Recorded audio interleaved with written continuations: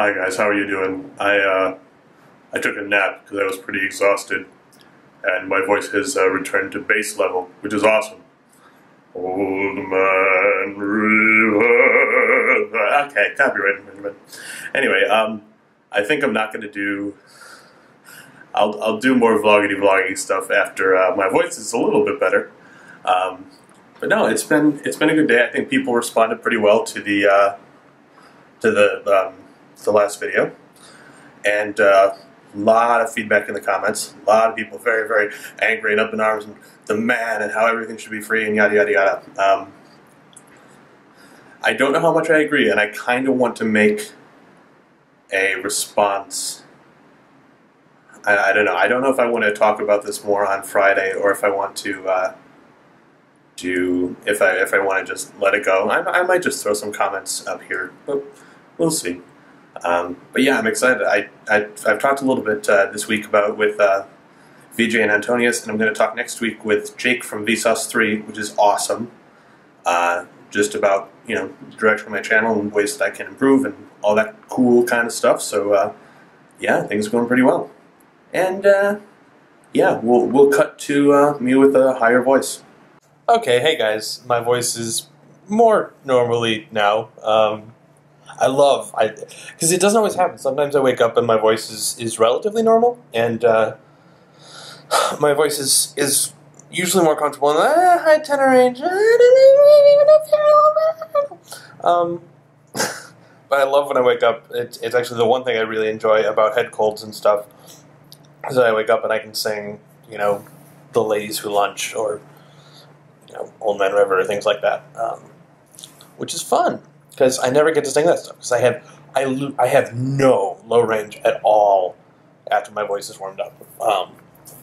So anyway, but no, I don't know. I think I seem to have started a little bit of a panic about the YouTube paid thing. I think it's important for people to remember that YouTube is a platform and not the community. It's hard now that people are. I mean, it used to be that basically people, the stuff that was uploaded to YouTube was low quality. So you could be a vlogger and you could be one of many great people on there. And now you've got professional music videos, you've got really professional web series, you've got just people with a lot of money to throw at production value and stuff like that. And so it's and I'm talking on some forums about this, but basically it's more intimidating now to be a vlogger, because you sit there and you look at the the professional people, the people who are really, really successful on YouTube, and it's closer to TV than it used to be, and that can be really intimidating. But in reality, it hasn't changed at all, because you're still making, it used to be that you were making vlogs, and people who were making movies and professional talk shows and stuff like that were putting them on TV, and so you didn't feel like they were competing with you. And now that they're doing that sort of stuff on YouTube, you feel like, oh, geez, well now, I'm one of the baddies on YouTube. That's, it's not true. It's just they're changing the platform. They happen to be using the same platform as you. And so I think, I don't know, it makes me nervous that people are concerned about it, just because YouTube is going to continue to go even further in that direction. That people are going to be spending thousands of dollars to make a 10-minute video that's really well done. If Dr. Horrible were the standard on YouTube, great. It shouldn't mean that when you set up your crappy webcam and you shoot something and you edit it with free software and stuff, that you should sit there and compare it to that sort of content. And I think if if we were going to look at if channels that were going to be behind a paywall were looking at producing Dr. Horrible, or I don't know, even The Guild or some things like that, that I wouldn't necessarily have a problem with that, and I'd probably pay for it. Of course I would have a problem if it was everyone that wants to get started needs to be behind a paywall, and then it's really hard to discover new stuff. But if it's just a matter of YouTube is expanding its platform to cater to a wider audience, why is that a problem? To me, then it's a matter of it's just like regular cable, except you have a lot more local access channels. So I think it's important for people to remember that when that when you're creating the content, YouTube isn't just a community anymore. It's a platform for many different communities, and we can still support each other within the vlogger segment or the makeup segment or or the gaming segment or whatever the case may be. So I don't think people should be super freaked out about this. And what I imagine, and I have no proof to back this up, but what I imagine is the channels that do opt into the paywall are going to be channels that have tons and tons of content that are looking at a whole range of different videos on a single channel, and they're going to releasing plenty of stuff every day, and it's going to be that sort of thing where it's like your like paying for Turner Classic Movies, or like paying for I don't even watch TV anymore, so I don't even know. But no, so it'll be interesting to see, and it's another thing that people have been talking about is just, well, no, we have a right to all this information, but and I know I'm part of the entitlement generation, and I'll confess I used to be a music and a video pirate and stuff when I was younger. I've actually discovered, and I never intentionally just decided no, I'm going to stop with this, but if I if I can get access to stuff, I pay for it. I'll download it on iTunes, or I'll buy it on Amazon or whatever. Just because yes, it's true that the artists don't make anywhere near as much from what they do as they ought to. I think that's probably less the case with YouTube. I think if you're looking at something like you're making half the money, or more, oftentimes a lot more, that's actually pretty darn good.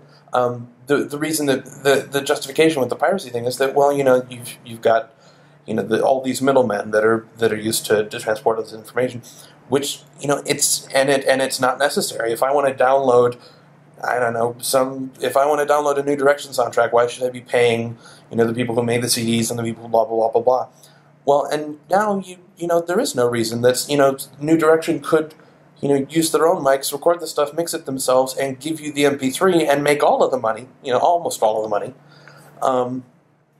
And that's true, and I think YouTube is closer to that model. But so I'm not a pirate anymore, which and I understand that some people don't have money and that sort of thing, but at the same time, if you don't have the money, there is still plenty of free content out there. And I don't necessarily agree that everything should be free, because I think that artists absolutely should be supported for the stuff they create. I think Wheezy Waiter should make money for the stuff he does. I think that Pops and the Guild and everybody, I think they should make plenty of money for the stuff. They put in a ton of time, and to do that for free is frustrating. At the same time, I think that there are different ways to make money, and the problem with cable networks is that they're engaging in two separate business practices. First off, they're selling you, the consumer, as the product. So they're selling advertisers, hey, you want to get access to the people who watch our stuff, you pay us, and then we'll give you access to the people who watch our stuff. But then they're also charging the people to watch the videos. So they're monetizing in two separate ways, which they don't really have to do, but it makes a lot of money for them. I think that YouTube is trying to pursue both models right now, mainly because advertisers just are doing a very bad job of buying into online video ads, and I think that's going to change over time. So I think it'll be less of a concern. Yeah, so those are my thoughts on that. I think I don't know. I wanted to get out of it because I'm not gonna do a Friday video on that because it's just ranty, and I like doing more comedy and upbeat stuff. But I still have no idea what I'm doing tomorrow. I should figure that out. And oh geez, that's tomorrow already. Okay. No, it's been a crazy hectic day. It's one of those days where you wake up and just you get to work and there's all these fires to put out and stuff. So it's been a lot of work. And then I took a nap, and my voice was low, and now it's back to normal. And I hope that you are also having an awesome day. And I will talk to you guys soon. Bye.